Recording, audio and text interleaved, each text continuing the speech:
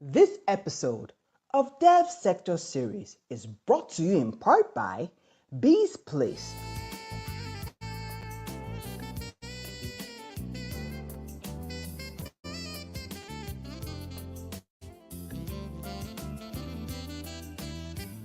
Welcome to Bee's Place. This is a 3-bedroom apartment created for the ultimate cozy moment you need. If you wish to get away to somewhere quiet to explore the magic of life and just be happy, then we've got you covered. This unique 3-bedroom apartment is in the heart of Lekki Phase 1, just 3 minutes away from IMAX Film House, 5 minutes to Landmark Beach and so many recreational centers. We guarantee you 24/7 security, power supply, DSTV package, gym, and so much more. Whether you're on a business trip with the family or vacation, Bee's Place is your home away from home. Contact us today for inquiries and reservations.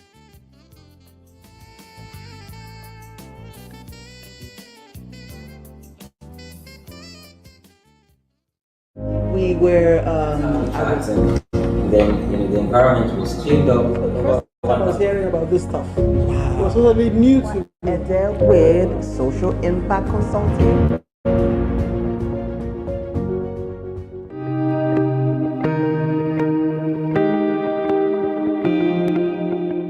Hello everyone, my name is Efwa Ellens Ede with Social Impact Consulting.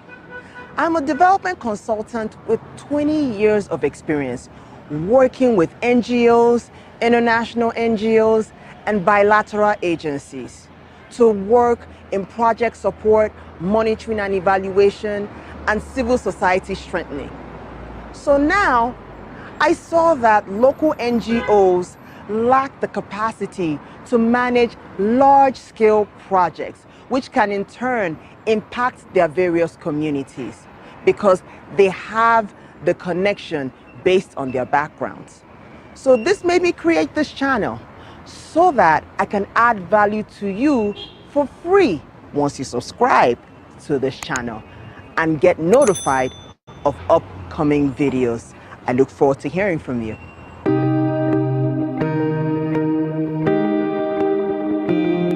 Hello.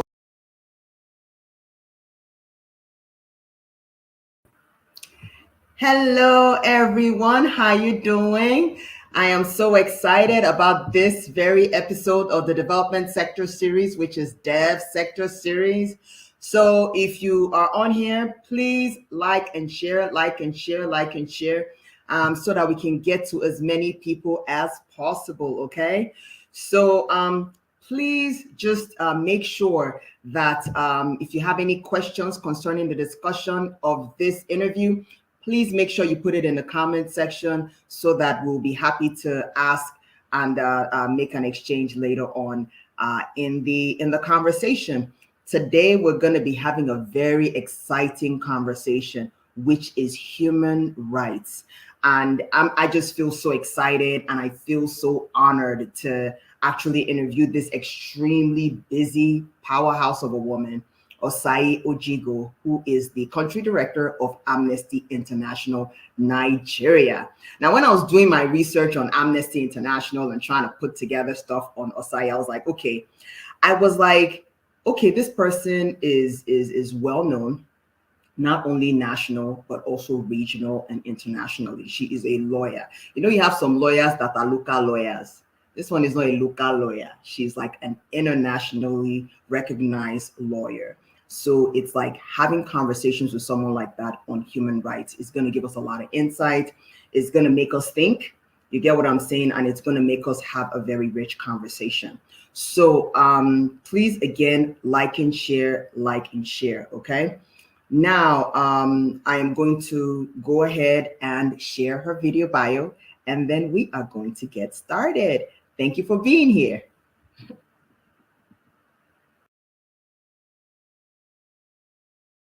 Osai Ojigho is a feminist, human rights expert, gender equality advocate, and civil society leader. She is currently the country director of Amnesty International Nigeria. Prior to this role, she served in various roles with Oxfam, including as interim Pan-African Director of Oxfam's GB's Pan-African Program. She was the coalition coordinator of the SOTU State of the Union Coalition, a human rights observer to the African Union Mission to Mali and the Sahel, and the Deputy Executive Director of Alliances for Africa. She is well-traveled and widely published, contributing to various publications including the Commonwealth Law Journal, the AU Echo newsletter of the African Union Commission, This Day newspapers, the East African, and Agenda. She is a member of the Association of Women in Development, AWID, Feminist Alliance for Rights, FAR, Peace and Collaborative Development Network, PCDN, the West African Women's Elections Observation, WAWIO Team, Nigerian Bar Association, and a life member of the Pan-African Lawyers Union, PALU. She sits on the Global Advisory Council of the Institute of African Women in Law, IAWL. She is also a consulting editor with Open Global Rights and a mentor to Mandela Washington Fellows. In 2014, she brought the case of gender discrimination and gender-based violence before the ECOWAS Court with other partners to challenge the agent's abuse of women in Abuja, Nigeria. The case of Dorothy Njemanze versus Nigeria was decided in 2017 in a landmark decision on the Maputo Protocol, upholding that the violence the women suffered amounted to gender-based violence and violated their human rights. She holds a law degree from the University of Lagos, Nigeria, and a master's in law degree from the University of Wolverhampton, UK.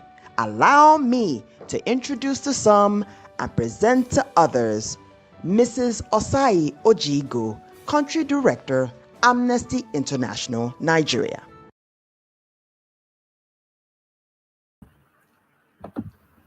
Hello, hello, hello. Wow, hello everyone. How you doing? How you doing today? Thank you so much for joining us. I'm here, energized. I'm oranging our world. You know, it's 16 days of activism, so we have to keep our energy levels up. You know, when you do advocacy, you can't afford to be tired. You have to carry the message with the much energy and passion required to motivate others for change. Thank you so much for being on the front lines, you know, in terms of making sure that that the voices of the disenfranchised are heard, and just making sure that, because you know, when I was doing organizing in Chicago, all we had to do is just protest, go out, march, make noise, talk to officials, and then things like here, it's an art, it's a science. You got to use your head, your heart, everything to actually go into organizing and advocacy. And thank you so much for the great work that you're doing and your team. It's just amazing. And there was one thing that I observed while I was looking up Amnesty International Nigeria on social media. It's like, you guys don't discriminate in terms of if somebody's fundamental human right is infringed, you know, no matter where they are in society, you talk about it. Like, I saw one that Buhari, you guys were speaking against the discrimination against Buhari many years ago. You all did the same thing for Tinubu and for different other people who were then, back in the day, pre-democracy, speaking up, and even during the dispensation. So it's like, it doesn't matter if someone's human rights is being infringed on, you know, the conversation it's a matter of discourse. So again, well done. Thank you so much.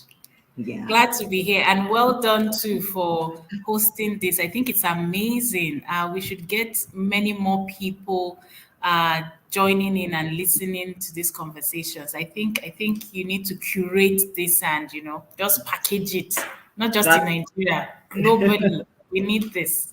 Thank you so much. Thank you so much. And guys, those of you who are on LinkedIn, Facebook, YouTube, let us know where you are watching from so that we can, so I can thank you personally and everything like that. Thank you so much for watching, because people watch from different parts of the world, to be very honest with you. And a lot, and to be very honest, you know, you all also create amazing content. You know, more people watch it after the live streaming than during the live streaming. So That's right.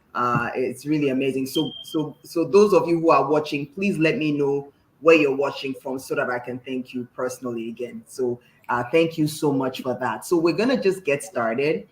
So what is our fundamental human right? What, because we hear it all the time: TV, radio, print, social media, you're infringing on my human right. What exactly is that we can put a form to? So your fundamental human rights are those rights that are there to you because you're human.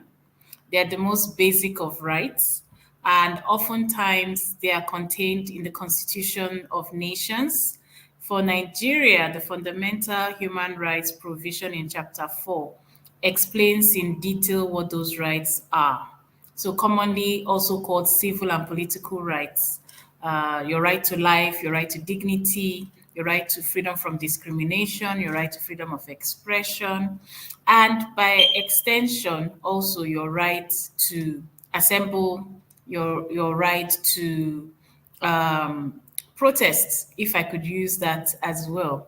Because oftentimes we look at the framing and the categories of the rights, and then there are the sub rights that come as a result. When you exercise those rights, they come in different forms. Although Nigeria says that the Chapter 2 rights, such as the right to education, the right to health, which are also called economic, social, and cultural rights, are not fundamental, but in the light of what we have seen from COVID-19, the way the world shut down, we are now beginning to recognize more and more that your right to life means a right to a qualitative life. There's no point being alive if you can't eat, if you're starving, if you can't have access to health care. So we're seeing more and more that the fundamental human rights is being seen as integrated, indivisible, one and only, rather than compartmentalized into first generation, second generation, third generation rights, which we lawyers and international development actors use in order to, prioritize which issues we bring forward. I see. So let me so how so in terms of this is just a follow-up question. So how does the Amnesty Network really determine when somebody's human rights has been infringed, and feel like, because I'm sure you all get a lot of cases coming in, and so what criteria do you look at, as an institution, of cases to take on as the infringement of human rights to make it known? So we use the international law framework. As an organization, our guiding principle is the Universal Declaration of Human Rights, and by extension, the whole Bill of Rights. So the International Covenant on Civil and Political Rights, International Covenant on Economic, Social, and Cultural Rights, and the various regional mechanisms and the country's own law. So that would include, for Nigeria, the African Charter on Human and People's Rights and the various protocols, and the Nigerian Constitution, and any other law like the Violence Against Persons Prohibition Act, the Child Rights Act, which also provide specific information on these rights. So when we receive complaints, or sometimes it's petitions drawing our attentions to a situation, it needs to fall under, it needs to present and fall under one of those rights. And I know people are always very disappointed when they bring cases of landlord and tenant, and we say, this is not Amnesty International's work. We do human rights. Say, yeah, but my human rights, my landlord has infringed on my human rights. And then we say, but from the information you've given to us, it's landlord and tenant. There are laws at state level that take care of that. And then there are some that, yes, there might be some overlap between human rights and criminal law to a certain extent. But If it's a purely criminal issue, also, we push for them to make a complaint to the relevant law enforcement agencies and to follow it through. At best, for those cases, we can even say, okay, keep us updated. Would be happy to monitor in the sense the information you give us, we can evaluate how the authorities are responding to you. But we get quite a lot of complaints that don't fit into the work we do. And then the final, so first is determining, okay, is this a human rights issue, first of all? Then the second is determining whether this fits into our priority areas. While we, of course, support the enforcement of all human rights, we are an organization with limited resources, and so we have to prioritize those cases, those issues that fall in line with our priorities at that point in time. But just because we can't help you or we can't take on your case does not mean we can't give you suggestions as to how you can go about it. It I is the see. reason. It is the reason why doing a lot of empowerment through human rights education is key. You don't need Amnesty International to claim your rights. Yes, Amnesty International can amplify, make a lot of noise about it. But if everybody is claiming their rights and they are getting other people to join them in claiming those rights, you would be able to succeed even without Amnesty International in that particular mix. Okay. Thank you so much. That's very helpful. So the framework is pretty much looking at the International Declaration of Human Rights, then the country's various laws, and Okay. in terms of taking on those cases. So, I mean, you touched on this next question. So, how do sovereign nations understand the notion of human rights, and how are they playing into it? Because you have the Western nations who, based on what it looks like, they are observing the human rights, and then third world countries, there are issues. What is the understanding? Because since Amnesty International is an international organization and in so many offices, in your observation, how do sovereign nations understand the notion of the human rights? Well, they are the ones that gave us the international laws Mm. to start with, and I think this is important for us to stress. Okay. Oftentimes, people think, oh, organizations like Amnesty, Human Rights Watch are just there to be attacking government. But what we do is we remind them of their commitments. We hold them to account on those commitments. So, world leaders had come together uh, after the Second World War. And this is important because human rights has always existed, and in different countries, it has been, there might be some written or unwritten Bill of Rights. But the Second World War marked a significant shift where world leaders came together and said, look, we need to codify and we all need to agree on this world order. This is how the international framework be developed. And Universal Declaration of Human Rights is quite significant in stimulating these discussions. So they have obligations. It's a treaty. That's an agreement between nations that we are going to abide by these provisions. But over time, there's been a lot of contestation around their geographical and country jurisdiction. And this has been the tension between human rights and what the state considers interference in their affairs.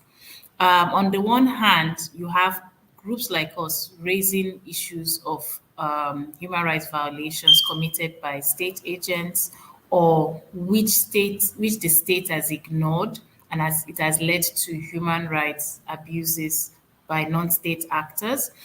But for the state, they need to understand that they have the primary responsibility to enforce, fulfill, and prevent, violations. And this notion needs to evolve beyond state security, but and the territorial integrity, but more around how human centered they are in their responses to the violations and abuses ongoing within their territory, vis-a-vis their commitment to the various international treaties.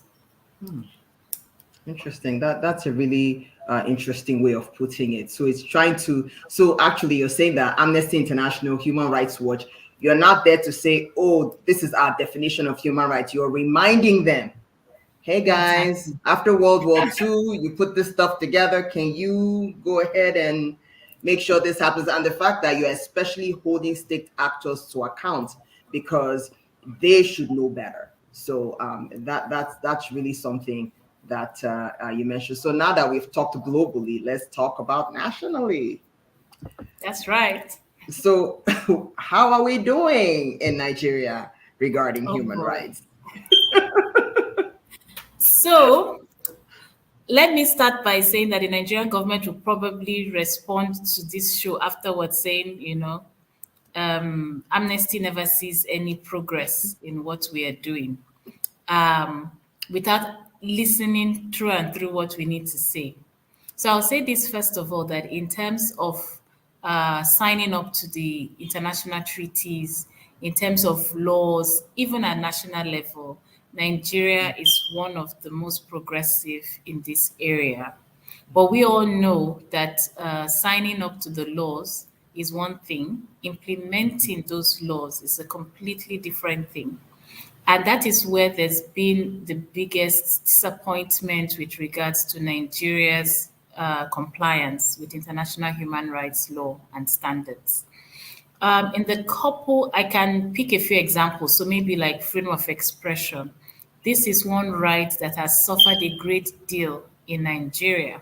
And considering a country that came out of an oppressive military regime, and the fact that a number of media practitioners, civil society actors, activists were very much promoting human rights, you would expect that after the return to democracy, this right to freedom of expression will be much more entrenched within the state infrastructure itself and in the enjoyment by Nigerian people. But what we've seen is a lot of the use of law to limit this right. So we have things like the Cybercrime Act, which on the face of it should solve cybercrime, but which has been used more often against journalists and bloggers and opinion shapers. We've also seen laws like the Terrorism Act, which was supposed to tackle insecurity and manage the growing terrorist interventions in the country, but which has been used to silence critics and to label those considered in opposition to what the government is doing or the security agents are doing. And there have been attempts to pass a social media law, to pass an NGO law. And if you even look at the social media law, it was internet falsehoods. That was what it was termed, the long title, to prevent internet falsehoods, without fully addressing how this will impact on the human right to freedom of expression. Every year, Nigeria, in the last few years, Nigeria's rating with regards to civic space has depreciated. So there's a downward trend. And we would like this to improve. But when you have a situation where journalists are being picked up, locked up, what do you expect? Even disappeared sometimes, So in that sense, I would say while Nigeria has a framework, there's nobody in Nigeria today that shouldn't be able to assess that framework and enforce their rights. But we find that in practice, there's a lot of abuse by security agents and state officials. And what we would like to see is a situation where no one is above the law. That, I think, is a major obstacle preventing Nigeria from fully reaping the benefits of such an excellent body of law that we have in the country. Okay, that is a really comprehensive answer to that in terms of Nigeria signing on to treaties, signing on to multilateral agreements on human rights. However, implementation is an issue. And, one of it is, like you said, draconian legislation. Now, with Nigeria doing this, how do we, okay, so if we're talking to state actors now, where can they start from in terms of becoming better, quote unquote, or so to speak? How do they because like you and I both know, the civicus rating dropped Yeah. from obstructed to repressed. So now, how do we where do we go from here? We're in a dismal place that before somebody writes a blog, you have to think, oh my God, I have 2 children, I have a husband, I don't want to be a widow, I don't want court case. So how do we turn the tide? Is it possible in our lifetime? Is it something we can do? So I just wanted to just get your insight on that. I think the first thing is our representatives in government, they need to ask themselves this question: are we all equal before the law? I think that's the first thing. A few of the cases we followed through in Amnesty showed someone in a position of power, political power, using the instruments of the law, whether it's security agents, whether it's connections with the federal government or state government, in order to pick people unlawfully, illegally detained because you don't like what they say or what they've done, rather than allowing the law to take its course. So that's one. That's really abuse of office. And then the law enforcement and those concerned, rather than saying no, we can't do this because it's not following procedure, they go along with it. The other thing is when the violation is clear that it's been committed by state agents, why are they not brought to justice? Why is the issue brushed, like under the carpet? There have been so many cases of those incidents whereby people now feel, except you are highly connected or you have money, you cannot get justice in Nigeria. So it's equality before the law. How do we understand that? And finally, the issue around rule of law. Because even when you are successful in getting a judgment that says, oh, you shouldn't have been arrested or detained, release the person, people are still in detention. Why? People are being told that your rights, okay, you are free to go. Then they rearrest you again in the same courtroom. How are all these playing a role in preventing the enjoyment of human rights in Nigeria? If they can answer those questions, then it means that the law will act regardless of who you are. If you've committed a wrong, then there must be a remedy, and it's either is punishment by facing whatever penalty that is, outside of the death penalty, because Amnesty International does not support the death penalty in any shape or form, or is paying compensation, or is providing a service. And in some cases, it's a declaration and a commitment not to repeat it. So if we have a situation whereby people's homes are being demolished by government agents or even private developers with the connivance of security agents because they want to build luxury apartments, or someone is eyeing a choice place in the city, then you should be able to say you have committed a forced eviction, you must compensate, you must rebuild, and you must ensure that they don't come back in a couple of years again to pull down those structures. So these are little things that they can do, which can transform a lot of what we're seeing right now. They say there's a saying that all men are created equal, but some are more equal than others. Yeah. which is the scenario. So what you're saying, are you saying that the judicial process should be looked at in terms of the judicial system, at least for starters? then kind of work your way backwards in terms of agents, law enforcement. I think that makes a lot of sense. Now we're going to be talking about a current case study. It's not really a case study, it's what's currently happening now with regards to the NSAS movement. Some people say it's a protest. I call it a movement because I've been hearing about NSAS for years. It just came into a head in 2020, and then there was a lot of backlash after that. You said, so the NSAS movement is a wake-up call for us in terms of the response to freedom of expression and freedom of association, and the backlash that came from state actors. And can you imagine, it was the same state actors go to judicial panel, they came up with a report, saying what the people have been saying, people like DJ Switch have been saying all along. So where do we go from here? Do you feel like this is an opportunity for us to shift the paradigm, or is it just we just kind of face the music, keep going and keep fighting?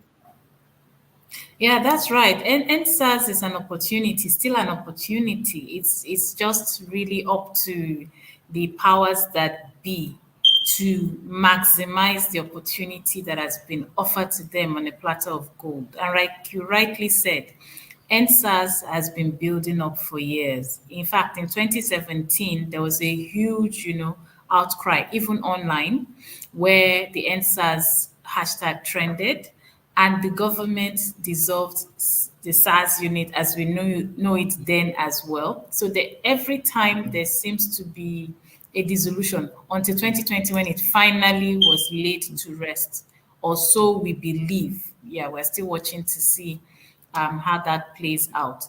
So the difference is that in 2020, it coincided just about the time of Nigeria's 60th anniversary, independence anniversary.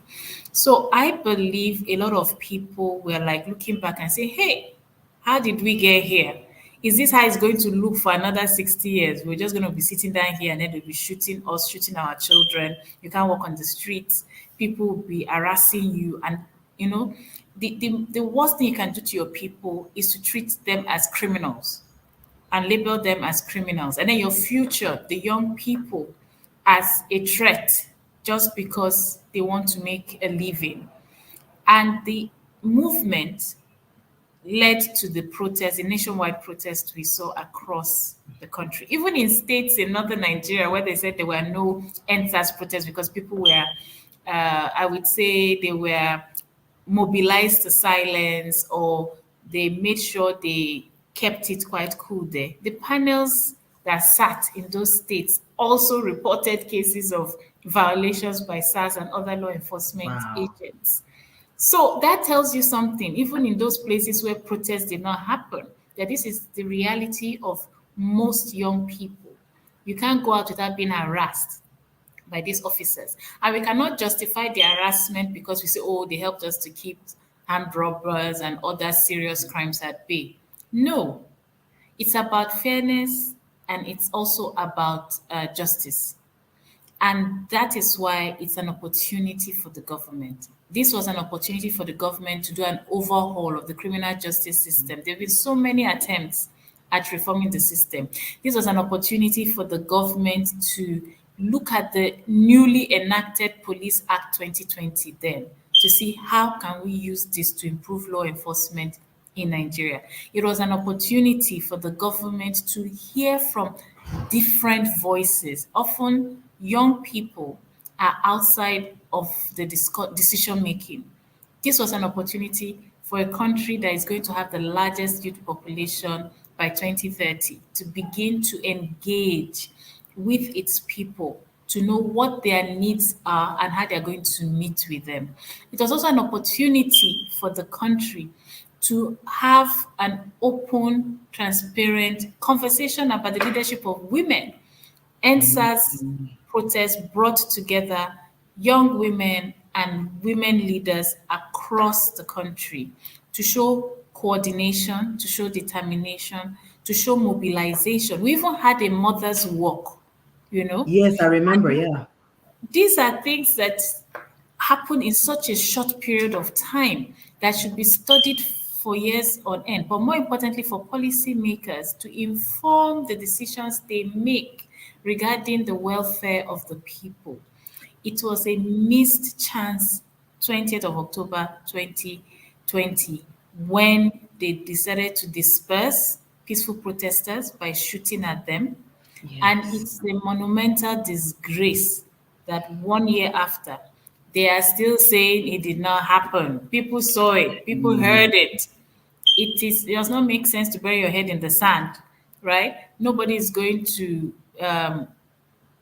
cut off your head for saying, oh, we made a mistake or we misunderstood the situation. We're trying to rectify it. But denying it doesn't happen is almost becoming like a delirious record. And so this there's still time. I don't think the opportunity has passed the government by. There's still time for them to do the right thing, to do the honorable thing, to honor the memory of those who took the courage to stand up in the face of injustice, and to also begin little steps. I believe so much in those little steps, but making progress to investigate the officers that were named, to follow through with those who made decisions that have impacted, for some people, lifelong injuries as a Yes. result of the repression of those protests, and to begin to build trust in the people again. That opportunity is there, but only if the government would be humble enough to admit that there have been mistakes and to show commitment that they would be working with the people, not against the people or civil society organizations or the media, Yeah. to ensure Nigeria is safe for all of us, not just for the politicians, for all of us. Yeah. um, it's really something that you're saying, that because, of course, breaking news, it comes out, and you find that the white paper has been released, from the Lagos state government, and then based on the highlights that I saw, they are only going to implement 11 of the 32 recommendations. You get what I'm saying? And they also called some key celebrities, like folks like Sheon Kuti, Mr. Macaroni, MC Fowles, to come and do a peaceful walk. And I'm just glad about the paradigm shift of young people that are saying, now we're not walking with you. We want accountability, because the reason for protest is for accountability. It's That's for right. accountability and justice. So it says, no justice, no peace. And this is the clarion, the advocacy clarion: no justice, no peace. So how do we then, and I feel like you said earlier, you said this is an opportunity for government, because if the government just says, okay, there were mistakes, can we sit at the table and talk? I think that may be a start of a conversation, not just because I feel like, I think when I had a Devsectorseries episode with Abiodun Bayewo, Global Right, she said, I've never seen a situation where we're constantly gaslit, saying Exactly. this, we're gaslit, this didn't happen, Yeah. the shooting didn't happen. Okay, now, they got the judicial panel came up with a report. Then they said, okay, it did happen. And then the federal government is saying, wait, I didn't say anybody didn't die. But wait a minute, it didn't happen. I'm looking like, wait a minute, am I in the Twilight Zone? It's so hilarious. So it's really something, and I really agree with you wholesomely that this is an opportunity for government to work with the citizens, to work with civil society, to work with media, because national development involves all of us.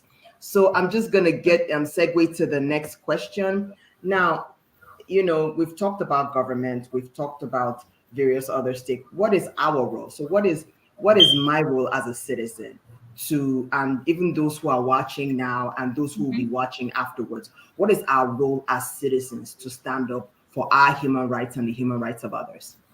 Yeah. And this is actually very important as well. The African Charter on Human and People's Rights is the only treaty that has a segment on the duties of African citizens as well, and it talks about even things like making sure you pay your taxes, making sure you preserve your environment, you cooperate and partner with government to ensuring peace and security, and several others. And the mobilization of people in a country can cause change to happen.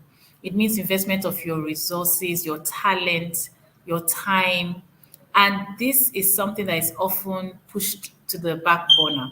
What we would like more people at an individual level, then as a collective level, to do is to stand up for the rights of others, even when you are not directly impacted. When the Boko Haram insurgency started over 10 years ago, many people thought, oh, it's something happening in some remote state in the northeast. And then they were like, oh, this is until the bombing started in Abuja. Then people took notice.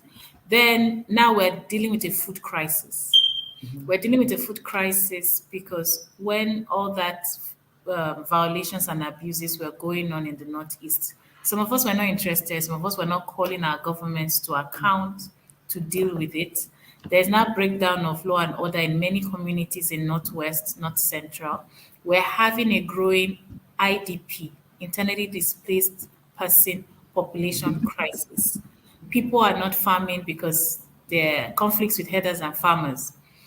We are now facing the indirect cost of our silence and of our inaction in order to challenge those structures that were perpetuating injustice in those regions. So it's really important that a lot of us speak up regardless of whether we're directly impacted. We tend to only react when it's affecting someone I know, my family, things like that. But human rights is about everyone. In Amnesty, we say we use the Martin Luther King's statement, an injustice to one is an injustice to all.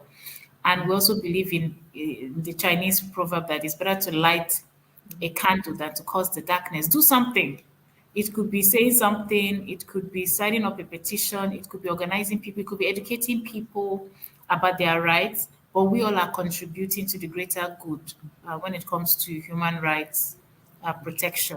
And finally, because this often happens with sexual and gender based violence, if you see something, say something, intervene. If it's not safe for you to do so, get other people to come, draw attention, make a lot of noise.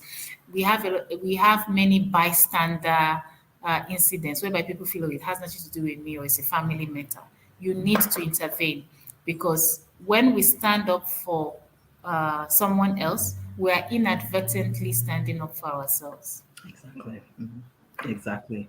And that's, I think we need to just make sure that we when we see something, we actually say something. So now you've talked about as an individual. So if you see something, you could do petitions, you could organize, you can educate people. So now we're talking about civil society now, where civil society organizations are at the forefront. I mean, we can have a laundry list of civil society organizations that worked on Occupy Nigeria and SARS. You get what I'm saying? Office of the Citizen. We can go on and on and on with the list of civil society organizations and pressure groups that are at the forefront. So, how do we help and work with civil society to keep the civic space open? Because as you are the I don't know how you do it, Osai. You are at the forefront. It's like all of us are lining up behind you in terms of, okay, let's keep the civic space open, and then we're picking at your neck like we're here. It's like you're at the forefront in terms of, Yes. having conversations about human rights. So how do we work together with civil society organizations, the government institutions, corporate sector, professional organizations? We can go on, celebrities. How do we work together with civil society? Because the reason why I'm doing this is that I feel like civil society organizations are the last frontier. We are the ones that are keeping Nigeria from becoming like South Sudan. Love you, brothers and sisters in South Sudan. I'm just saying. So we are at the forefront. So how do we work together to keep the civic space open? First of all, I want to commend all civil society organizations in Nigeria and our donors and supporters for keeping, our work relevant in Nigeria. It's not easy. This has led to a lot of pushbacks by government or government sympathizers who are upset that we're raising, stories they would rather just bury. But we also need to look inwards at ourselves. As a result of many of the attacks we are facing individually and collective as civil society organizations, we're seeing rising cases of self-censorship. Many organizations who choose less controversial human rights topics to talk about, which is fine. Don't get me wrong. Everybody needs to decide, based on your risk appetite and also the resources you have, what you can deal with. But the danger in this is that when it's time to now reclaim those rights or those spaces, it becomes quite challenging because you've been absent, you've been outside of it. The other is the idea that civil society organizations come to compete rather than collaborate. I wish a lot of our organizations can look more at collaborative projects, collaborative initiatives, rather than separate and often duplicated efforts because we have limited resources. So it's something that I wish we could, solve. You'll find that everybody is going to release something on the same thing, whereas somebody else. I know. Instead of it to be exactly. actually collaborative. I want to just say something in reference to what you just said. Please. In fact, I was at an event hosted by Co-op. It was having conversations with women who were leading startup nonprofits. It was sponsored by Connected Development, and Hamza Lawal was there, and he said he actually reached out to Budget and said, "Hey guys, we want to monitor COVID funds." You understand what I'm saying? And then they worked together, and then they were able to present something to a cluster of donors. And now they want to now still work to get some more money, to now monitor and implement some projects together. And I think, and I think this is not just a Nigeria issue. This is a global issue. When I was working in civil society in Chicago, same thing. Silos work, duplicative efforts, and things like that. And but I feel like our need is so dire in terms of making sure that we work together to keep the civic space open. So, because it's when we're so divisive like this, I feel like it's so easy to be targeted. Exactly. So yeah. Exactly. And that's the point. And that's why networks and coalitions are useful. But what breaks coalitions is leadership. People want to be seen, they want to be heard. And oftentimes we don't want to concede space to other people, right? And we need to find ways that we can have this conversation safely, right? So that we're not doing personal attacks as well. In order to look at what is the bigger objective, what do we want to achieve, how do we want to achieve that? And that's the only way that we can combat this. And I really want to use this opportunity to thank many of the groups, civil society organizations that have stood by Amnesty International in the face of the sponsored protests against us, attacked on my person, attacks targeting Amnesty and requesting that the government, dissolve the organization. How did you cope with that? No, I need society that stood up. We were busy doing it, and then I was pleasantly surprised to see how they came up and said, "No, if we come together, this will not happen." Right? So this is an example of what civil society can do when another is being attacked. But can you imagine what we can do if we're not just facing off attacks, but rather collaboratively working together on specific human rights objectives. The government will not even have time to be targeting us. Rather, they'll be responding to all the various interventions that we're churning out. Is that coordination that we need to do better? The potentials are there. NGOs in Nigeria are doing excellent work. Like you said, they are, if government looks at our impact, and there's a study that CDD just recently finalized. If government can see the impact of civil society organizations, from the trade unions to even community-based organizations in rural communities are doing, they would be less sensitive to our criticism and more willing to say, okay, fine, come here, we know we didn't do so well, but this is what we're doing.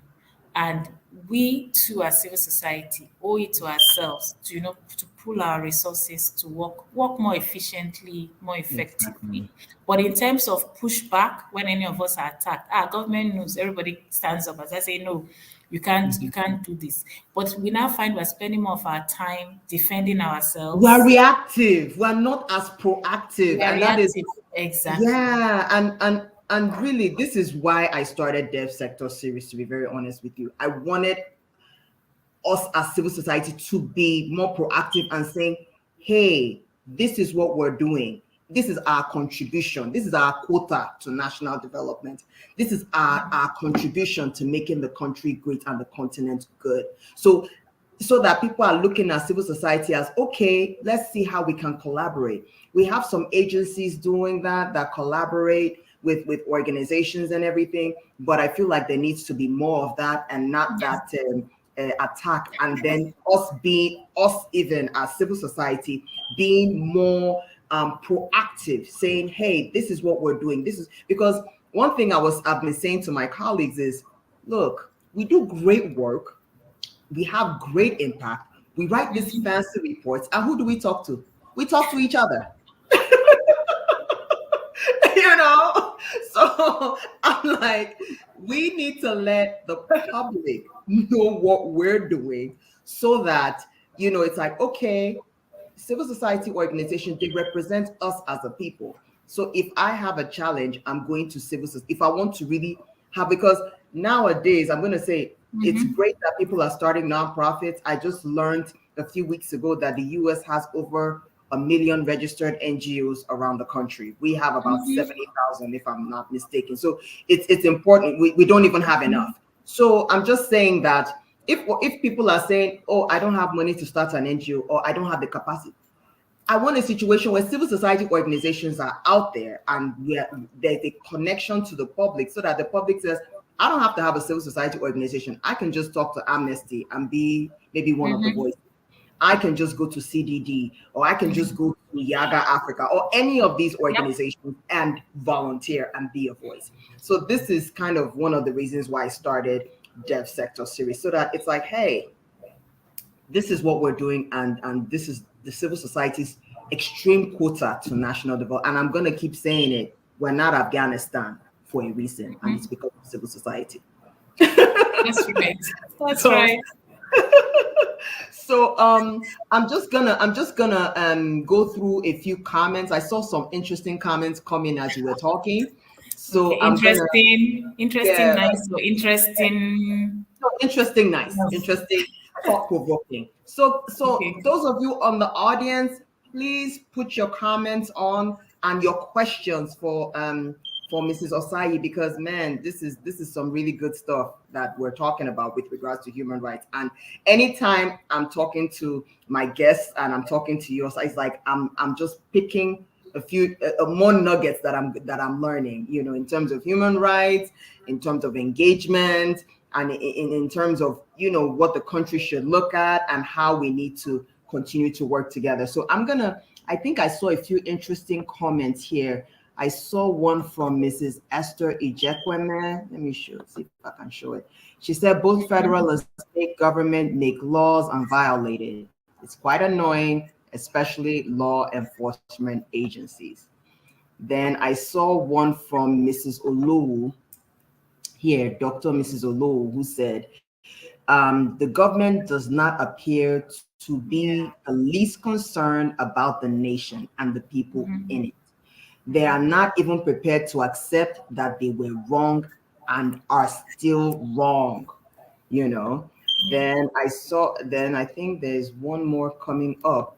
And then I think Mrs. Ejekweme is here again, and she's saying it is not that the people are Yeah. not proactive, but people are just kind of scared of the long run effects of their 2 cents, you know. Yeah. So I think this is really, this is some really, Yeah.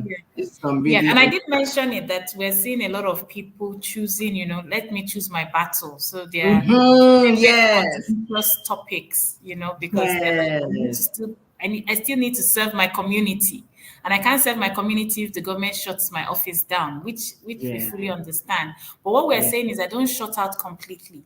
Find Mhm. another way. We found that network and coalition helps, but we're also finding other forms of advocacy, engagements with our community leaders. The people in government, they also go to church, they go to the mosques. We're finding new alliances I with see. faith-based organization on these issues. And we also need to recognize that it's not a one-off event. It requires constant engagement. But just saying, no, this is Amnesty's problem, please. Amnesty, keep doing it. The rest of us will be watching you The rest from of us will behind. be watching, or we'll sign your petition, Yes, yes. So and just then I, let's find innovative ways, even theater, comics. There are ways, music, we use our music in order to also send messages. And this is where the artists were really critical, As during NSAS, Assad did dropped a song. Angelique Kidjo and Yemi Alade did something post the protest. Files, of course, released something. Sheon Kuti, So people are using other ways to get the message across and to keep people informed of what is going on. And when we say civil society organization, we're talking of all of us that are not in government. Professional associations, not only the Nigerian Bar Association, the association in church, the association of medical professionals, all of us, one way or the other, are all contributing. When our health workers down their tools in protests. They're also saying our lives matter, the lives of our patients matter. You cannot ask us to be looking after people and we are exposed, no PPE, that is private protective equipment, not enough hazard allowance. Even the hazard allowance is peanuts, and you're not even yes. paying us. Come on. So how does that impact on their right to, essential services? So all of us are doing our bit. We're just saying we need to coordinate better. Maybe we need to think about this. And we also need to cooperate across different sectors because together we are stronger. And that's what that is one of the symbols the NSAS did. We saw musicians, we saw activists, we saw Yes. NGOs, we saw women, market women sending food to the Mm-hmm. protesters. They said, these are our children, we need to feed them. We saw people who were going to work but saying, I can't join the protest, sending money to say, you guys get what you need to do. We had people whose job was security. When the protesters were happening, their job was to stay at the fringes to keep people safe. We saw people that cleaned up afterwards, and it was everybody take your rubbish home. If there's one thing that is amazing, is the fact that there was no rubbish on the streets after the protests, right? Mm. And this is a significant thing for a country that we're still struggling to get people disciplined about the environment. Yes. That is really something. I just have some feedback from a friend of Devsectorseries and a friend of ours, Victoria Ibezi Mohairi. She said, strong submissions, Osai, more power to you. Then I see another one from another feedback from Ologunla Richard Oluwatosin. Nice submission, Osai. So we got some really great feedback from folks about this conversation. So thanks so much. I mean, I don't even want to know where to start in terms of how this conversation has gone. So let's go to your final thoughts. I would say that it's very encouraging when we hear feedback about how we are faring, but also the interest people put for our welfare. I've been personally attacked because of the work I do. People say, "No, you need to leave that place. You know, it's so terrible." But it's encouraging words from people like you, Efua, Victoria, Abby, and others that keeps us going. Myself and my team. And I say this is one solidarity that government cannot take away from us, that we At care all. about one another and that we share it. But I'll leave this message. Please speak up for those who can speak up for themselves. And sometimes it's not that they don't have the power. They just need to be encouraged by someone else saying, yes, you can do it. Yes, I see you. Yes, what they are doing to you is wrong. So I'm going to stand by you. So please let us be active in our own little way, at home, at school, at work, in spreading justice, accountability, and human rights. Thank you. Thank you so much, Osai. This was such, oh my God, this was such an excellent session. I had so much fun. And I'm sure you all in the audience also had a great time having a conversation about our human rights. So again, thank you so much, Osai. And this is not going to be our last time having a conversation now.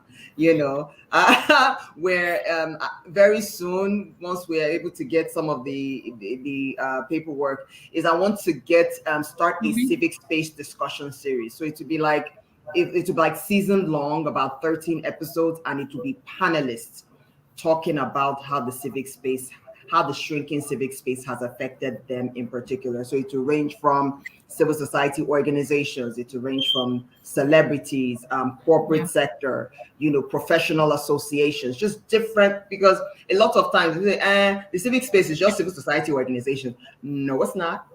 It's all of us. So we're gonna have you back here again. So thank you so My much pleasure. My for joining pleasure. us. All right, take care. Take care. Thank you. All the best. Thank you.